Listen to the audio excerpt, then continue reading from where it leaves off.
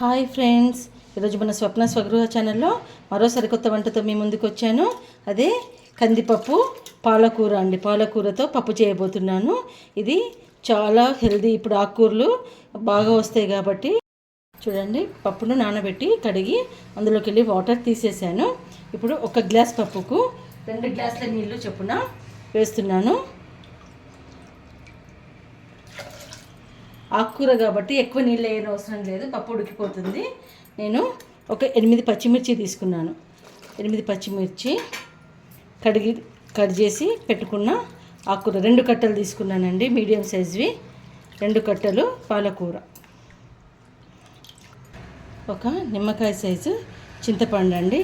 ఈ ఆకుల మధ్యలో పెట్టాలి, చక్కగా ఉడుకుద్ది. తర్వాత పసుపు, జీలకర్ర, కొంచెం కారం, పచ్చిమిర్చి 8 తీసుకున్నాను కాబట్టి, చింతపండు వేసాను కాబట్టి కొంచెం కారం. ఫుల్గా కారం వేయట్లేదు, ఫుల్గా మిర్చి వేయలేదు, 2 మిక్స్ వేసాను. సో కొంచెం కారం వేసేసి ఇప్పుడు కుక్కర్ పెట్టి విజిల్ పెట్టి 5 to 6 విజిల్స్ ఇప్పియాలి. విజిల్ పోయినాక కుక్కర్ విజిల్ మూత తీసేసి ఫస్ట్ కొంచెం పప్పును ఇలా గుత్తుతో నలుపుకోవాలి. చూడండి, చక్కగా ఉడికిపోయింది పప్పు అనేది. తర్వాత కొంచెం ఉప్పు వేసుకోవాలి. ఉప్పు కారం అనేది ఎవరి టేస్ట్కి తగ్గట్టు వాళ్ళదండి. నేను పాలకూరలో కొంచెం తక్కువనే పడుతుంది ఉప్పు, 1.5 స్పూన్ వేసాను. సో ఇలా రుద్ది తాలింపు వేసుకొని గుబాళింపు రానిస్తే సరిపోతుంది.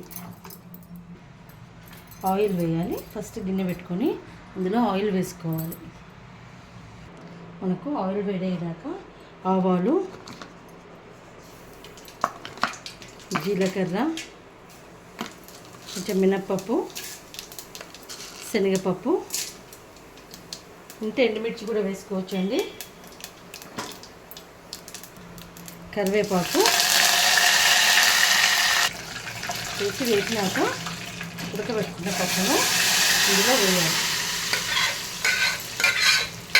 ఇలా వేసి కొంచెం కుక్కర్లో పప్పు ఉంటుంది కాబట్టి కొంచెం పలుచగా అవ్వడానికి కొన్ని వాటర్ వేసేసి చూడండి ఇలా చేసుకొని ఒక 5 నిమిషాలు ఉడకనిస్తే మన పాలకూర పప్పు అనేది రెడీ అయిపోతుందండి. మీరు కూడా ఇలా సింపుల్గా చేసుకొని ఎలా వచ్చిందో కామెంట్ బాక్స్లో కామెంట్ పెట్టండి. నా వంటలు కనుక మీకు నచ్చితే నా ఛానల్కి లైక్, షేర్ అండ్ సబ్స్క్రైబ్ చేయండి. స్వప్న స్వగృహ కిచెన్.